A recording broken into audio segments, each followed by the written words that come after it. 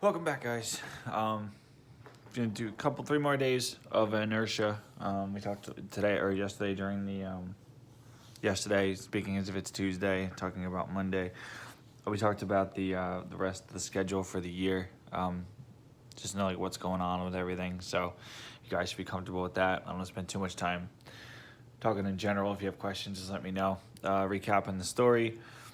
Um, Obviously, it's a very weird situation for everybody inside because their status as being diseased with these ropey scars they have all over their body, and it's very different from the outside where everyone was like, so I guess one would assume better, but based upon the Dr. McCabe, when he came in, he told them that outside it's chaos, right? And this whole conversation they're having is trying to figure out why this guy would come in and basically doom himself to get this disease and the scars and all that when like nobody came in. They were left on their own. There's basically no interaction between the insiders and the outsiders anymore. Even at the rim, which is really the worst place they could go, which is at the border of the colony. Like that's as bad as it gets out there. But inside, it's actually been very peaceful compared to outside. And most people inside don't even care about the outside anymore. So why is this guy coming in to bother us? Like no one comes in to bother us anymore. And Graham's gonna eventually talk to him enough to figure out where he's coming from. And it's not gonna be what anyone might expect considering the situation they were placed in. So we'll start from the bottom of page 215 and keep moving through. It says, the bedroom door opens and Rachel comes out, her young face drawn. McCabe smiles at her, and then the gaze returns to Jenny. I don't think soldiers are trained in stopping termites, but I'll definitely bring you something to do that next time I come inside. There it is again. But all Rachel says is, oh good. I asked around for more drywall today, but even if I get some, the same thing will happen if we don't get something to stop them. McCabe says, did you know that termites elect a queen? Closely monitored balloting system. Fact. Rachel smiles. Oh, I don't think she really understands. And ants can bring down a rubber tree plant. He begins to sing an old song from my childhood. High Hopes. Frank Sinatra on the stereo before CDs, before a lot of things. Iced tea and Coke in tall glasses on a Sunday afternoon. Aunts and uncles sitting around the kitchen. Football on television in the living room. Beside a table with a lead crystal vase of the last purple chrysanthemums from the garden. The smell of a late Sunday afternoon, tangy but a little thin. The last of the weekend before the big yellow school bus labored by on a Monday morning. Jenny and Rachel, of course, see none of this. They hear lighthearted words in a good baritone and a simple rhythm they could follow. Hope and courage and silly doggerel. They're delighted. They join in the chorus after McCabe had sung it a few times. They sing him 3 songs popular at the block dances. They make him more aid, then begin to ask questions about the outside. Simple questions. What do people eat, and where do they get it, and what do they wear? And the 3 of them are still at it when I go to bed. My arthritis finally starting to ache. Glancing at Mamie's closed door with sadness I hadn't expected and can't name. Still thinking about her daughter and like her weird, angry burst before at her boyfriend who apparently cheated on her, but just looks at like she's part of the conversation. Eventually goes inside, and there's that weird kind of sadness about her daughter. Doesn't go in, doesn't do anything, just feels it. That son of a bitch better never come near me again, Mamie says the next morning. The day is sunny and I sit by our one window, knitting a blanket to loosen my fingers, wondering if the donated wool came from the Chinese or the Korean sheep. Rachel has gone with Jenny on a labor call to deepen the well in Block E. People had been talking about doing it for weeks, and apparently someone finally got around to organizing it. Mamie slumps at the table, her eyes red from crying. I caught him screwing Mary Del Barton. Her voice splinters like a 2-year-old's. Mama, he was screwing Mary Del Barton. Let him go, Mamie. I'd be alone again, she says with a certain dignity which doesn't last. That son of a bitch goes off with that one day after we're engaged and I'm alone again. I don't say anything. There isn't anything to say. Mamie's husband died 11 years ago when Rachel was only 5 of an experimental cure being tested by government doctors. The colonies were guinea pigs. 17 people in 4 colonies died, and the government discontinued funding and made it a crime for anyone to go in or out of a disease colony. Too great of a risk of contamination, they said, for the protections of the citizens of the country. So they tried the experimental cure. He dies from it. Like they tried this cure and it doesn't work. Then they make it illegal to go in or out. And there's no going back in, no trying to save them, no more cures. It's too dangerous to the citizens of the country. Too dangerous to the citizens of the country. Well, I guess not the people inside then, huh? Because they're not citizens of the country anymore. He'll never touch me again, Mamie says, tears on her lashes. One slips down an inch until it hits the first of the disease ropes, and travels sideways towards her mouth. I reach over and wipe it away. Profanity. By evening, she and Peter are holding hands. They sit side by side, and his fingers creep up her thigh under what they think is the cover of the table. Mamie slips her hand under his butt. Rachel and Jenny look away, Jenny flushing slightly. I have a brief flash of memory, of the kind I haven't had for years. Myself at 18 or so, in my first year at Yale, in a huge brass bed with modern geometric print bedspread, and a red-headed man I met 3 hours ago. But here, inside, sex, like everything else, moves so much more slowly, so much more carefully, so much more privately. For such a long time, people were afraid the disease, like earlier one, might be transmitted sexually. Then there was the shame of one's ugly body crisscrossed with ropes of disease. I'm not sure that Rachel has ever seen a man naked. I say it for the sake of saying something. So there's a block dance Wednesday. Notice how she's immediately back with Peter. It's when that effect the disease had on her when she was young, it's hard to break away from that. It's hard to get out of that because once it hit her and you realize how bad it was, it's hard to shake it and become something different and, evolve out. Because as a young girl being hit with that when she's about to have a chance to become something, and then had to find someone who loved her, and then for him to die because trying to get rid of the scars, it's about as tough of a thing to overcome as possible. And obviously she can't, and her self-confidence is obviously a major issue. But she says, he'll never touch me again, and then later that afternoon, boom, he's back. I'm sorry, it won't happen again, and then you can assume it's happened a lot. And it's probably something that she does the same exact overreaction for, and then, which is why Graham was so sad when she looked at the door, because it was probably this is not the first time. Not the first time, not the last time, and there's nothing that Graham can do about it. Because usually people like that don't like to be told, don't like to be talked to, don't like to get advice. They just like for people to defend them and to listen to them. Block B, Jenny said. Her blue eyes sparkled with the band that played last summer for Block E. Guitars? Oh no, they've got a trumpet and a violin, Rachel says, clearly impressed. You should hear how they sound together, Graham. It's a lot different than guitars. Come to the dance. Oh, I don't think so, honey. Is Dr. McCabe going? From both their faces, I know the guest is right. Jenny says hesitantly, he wants to talk to you first, before the dance for a few minutes, if that's all right. Why? I'm not exactly sure I know all of it. She doesn't meet my eyes, unwilling to tell me, unwilling to lie. Most of the children inside, I realize for the first time, are not liars. Or else they're bad ones. They're good at privacy, but it must be an honest privacy. Will you see him? Rachel says eagerly. Think about lying. To lie is normally like an active thing. If you're like a good liar, it becomes so easy for people that it's kind of scary when you realize it, that people can just do it so nonchalantly. For a lot of people, it's hard to lie, especially about important things. It's it requires you to kind of leap over a wall, morally. And then once you get over the wall, then you're on that side. It kind of keeps going from there. But to make the decision to lie about something major, it's you're now in that world forever. You can't back away from it. Because it's even harder to get back over that wall. Because now it's not just a you messed up thing. It's a you're a liar, and will these people trust you again kind of a thing. So it's hard to get back from that once you go there. So the people inside, they're less likely to jump that wall. The kids, they're more likely just kind of stay over here or just pretend that you're not going to ask them a question so they're not forced to face the wall, which is where she is now. Will you see him? Rachel says eagerly. I'll see him. Mamie looks away from Peter long enough to add sharply. If anything is about you or Jenny, he should see me, miss, not your grandmother. I'm your mother and Jenny's guardian, and don't you forget it. No, Mama, Rachel says. I don't like your tone, miss. Sorry, Rachel says in the same tone. Jenny drops her eyes, embarrassed. But before Mamie can get really started on indignant maternal neglect, Peter whispers something in her ear and she claps her hand over her mouth, giggling. Later, when just the two of us are left in the kitchen, I say quietly to Rachel, try not to upset your mother, Rachel. Your mother, honey, she can't help it. Yes, Graham, Rachel says obediently, but I hear the disbelief in her tone, a disbelief muted by her love for me and even for her mother, but nonetheless there.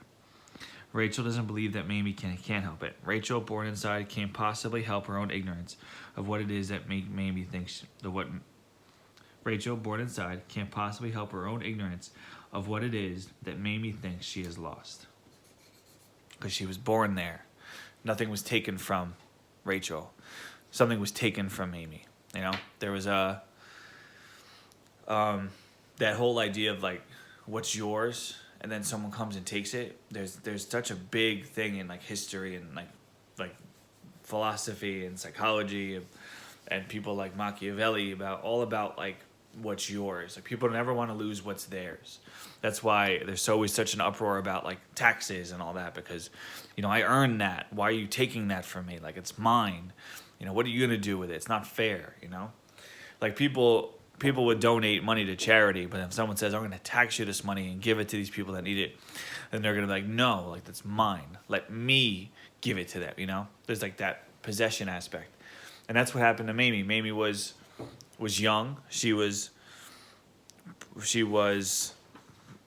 a girl who was about to become a woman, and then ripped away from her just like that. Like, no, you won't develop the way you're supposed to. This is how it's going to go. And it's hard to come to grips with that. Especially hard for this particular person that maybe is predisposed to be more energetic or excitable about certain situations, which she seems to be. Would you notice a difference between Graham, Rachel, and Mamie? Like the three of them are very different, and specifically the former two from Mamie. On his second visit to me 6 days later, just before the block dance, Tom McCabe seems different. I've forgotten that there are people who radiate such deep energy and purpose that they seem to set the very air tingling. He stands with his legs braced slightly apart, flanked by Rachel and Jenny, both dressed in their other skirts for the dance. Their other skirts. Like they basically have two. They have a day-to-day skirt and then their nice skirt, which is telling you how much they have. Jenny's woven a red ribbon through the blonde curls. It glows like a flower. McCabe touches her lightly on the shoulder, and I realize from the answering look that what must be happening between them. My throat tightens. I want to be honest with you, Mrs. Pratt. I've talked to Jack Stevenson and Mary Kramer, as well as some others in Blocks C and E. I've gotten a feel for how you live here, a little bit anyway. I'm going to tell Mr. Stevenson and Mrs. Kramer what I tell you, but I wanted you to be first. Why? I say more harshly than I intended, or I think I intend. He isn't fazed. Because you're one of the oldest survivors of the disease. Because you had a strong education outside. Because your daughter's husband died of an axoperidine. At the same moment that I realized what McCabe was going to say next, I realized too that Rachel and Jenny have already heard it. They listened to him with a slightly open-mouthed intensity of children hearing a marvelous but familiar tale. But do they understand it?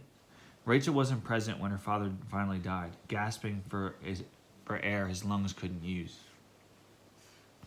McCabe, watching me, says, "There's been a lot of research on the disease since those deaths, Mrs. Pratt." "No, there hasn't. Too risky," your government said. I see that he caught the pronoun. Actual, like your government. Actual administration of any cures is illegal, yes, to minimize the contact with communicables. So how has this research been carried on? Well, by doctors willing to go inside and not come out again. Data is transmitted out by laser and code.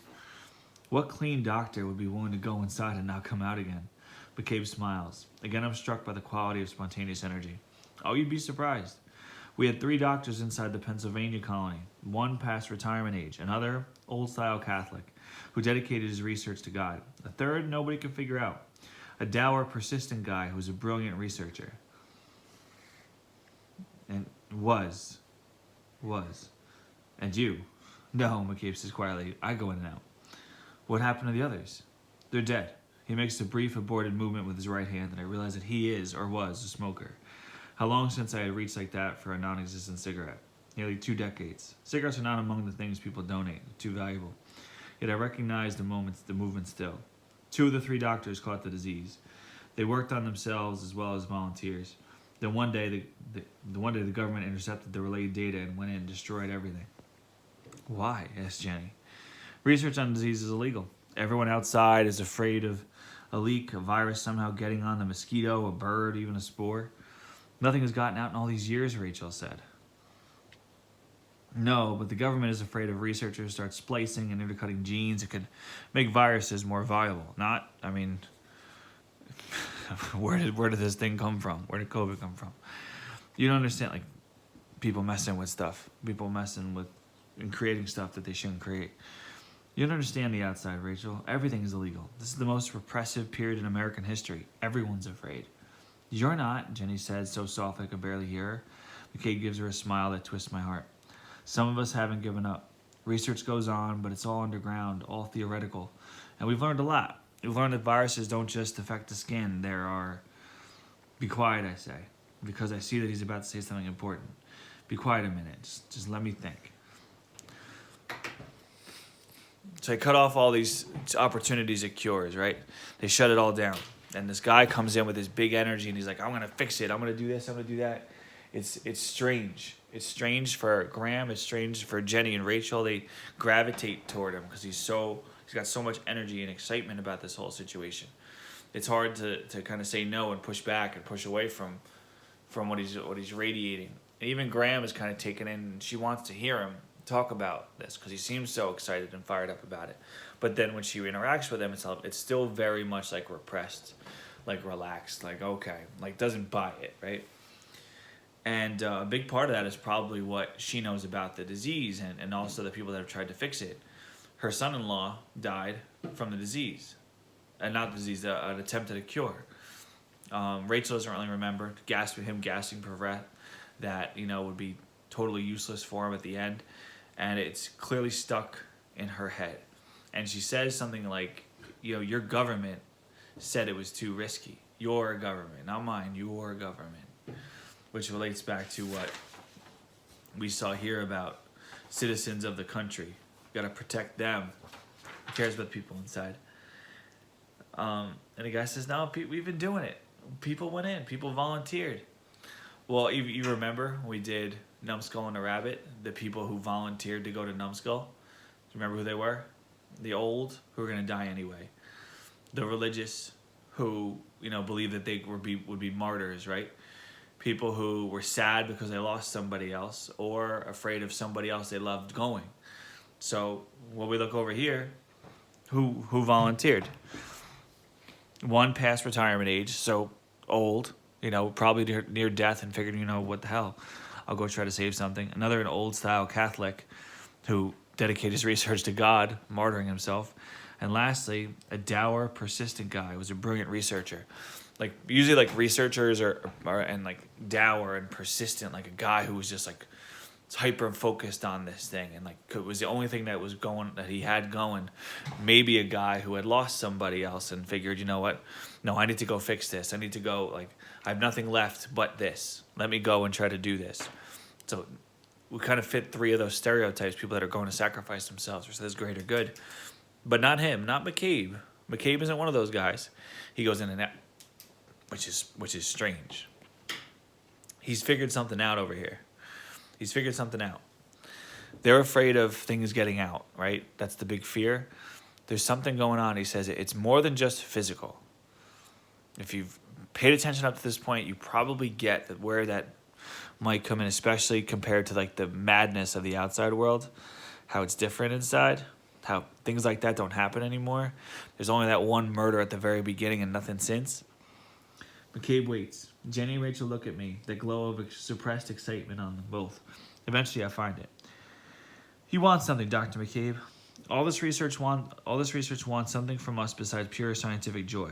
With things outside as bad as you say, there must be plenty of diseases outside you could research without killing yourself. Plenty of need amongst your own people. Your own people, not us. Why are you bothering us? He nods, his eyes gleaming. But you're here, inside. Why? We don't have any more new or interesting symptoms. We barely survive. The outside stopped caring what happened to us a long time ago. We have nothing. We have nothing. So why are you here? Implying that he wants to get something from them. That's where Graham's mind is. What is he trying to get from us?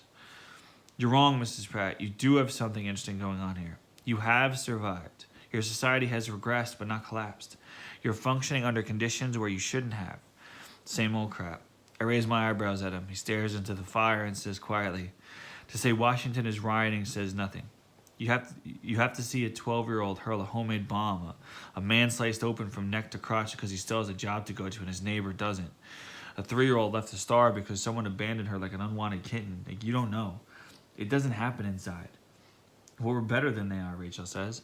I look at my grandchild. She says it simply, without self-aggrandizement, but with a kind of wonder. In the firelight, the thickened gray ropes of skin across her cheek glow a dull maroon. Like, look at the juxtaposition now. That's when you can put two things next to each other for comparison. First you say, her realized that they're better. And then Graham immediately looks to the scars, which were enough of a reason to say that you're not better. You're freaks. Get them away from us. We don't want to get your freak disease. Put them in the colony. But they're better. And it's probably something that people like Graham and Mamie, who were outside before, probably always thought of, like, we're treated like we're worse. And then this realization, they're better. They're not suffering the same way the other people are. Different, but not as bad. At least they're together. McCabe says, oh, perhaps you are. I started to say earlier that we've learned a lot. The virus doesn't just affect the skin. It alters neurotransmitter receptor sites in the brain as well. It's a relatively slow transformation, which is why the flurry of research in the early years of disease missed it. But it's real. As real as faster site capacity transformations brought about by, say, cocaine. Are you following me, Mrs. Pratt? I nod. Jenny and Rachel don't look lost, although they don't know any of this vocabulary. I recognize that McCabe must have explained it to them earlier in some other terms.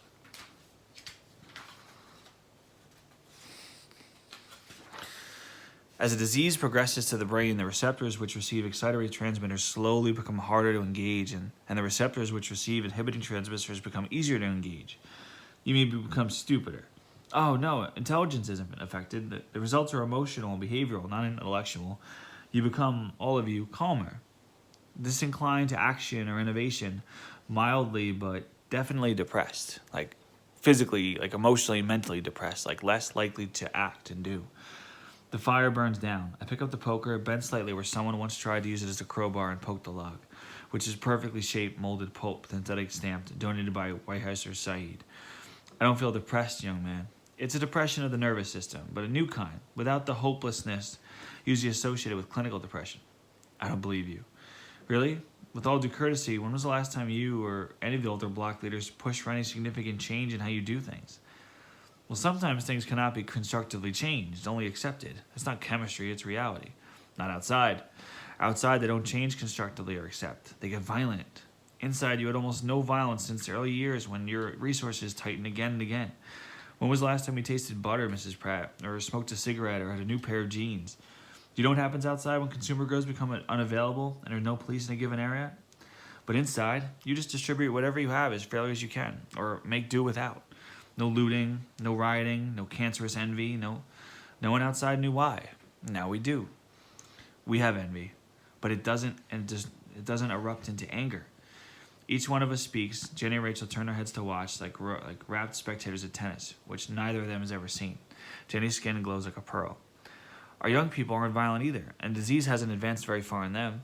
Well, they learn how to behave like their elders, like kids everywhere. I don't feel depressed. Do you feel energetic? Well, I have arthritis. That's not what I mean. What do you mean, doctor? Again, that restless, furtive reach for a non-existent cigarette, but his voice is quiet. How long did it take you to get around to applying that insecticide I got Rachel for the termites? She told me you forbid her to do it, and I think you were right. It's dangerous stuff. How many days went by before you or your daughter spread it around? The chemical is still in its can. How much anger are you feeling now, Mrs. Pratt? Because I think we understand each other, you and I, and that you guess now why I'm here. But you aren't shouting or ordering me out of here or telling me what you think of me. You're listening, and you're doing it calmly, and you're accepting what I tell you, even though you know I want you to. And then the door breaks off, and that's when Mamie comes rushing in. So we'll cut it off there before we get into Mamie's weird relationship and connection to all of it. But that's it. That's it for the day. Hopefully you guys watch it, enjoy it. If you have questions, let me know. We'll give you guys some questions and other things you guys can write on for next week when we get to it. If you didn't submit your stuff for Monday, make sure you do it as soon as possible. You guys only have a handful of grades this quarter, so you really can't afford to miss out on too many of those. All right? See you guys tomorrow.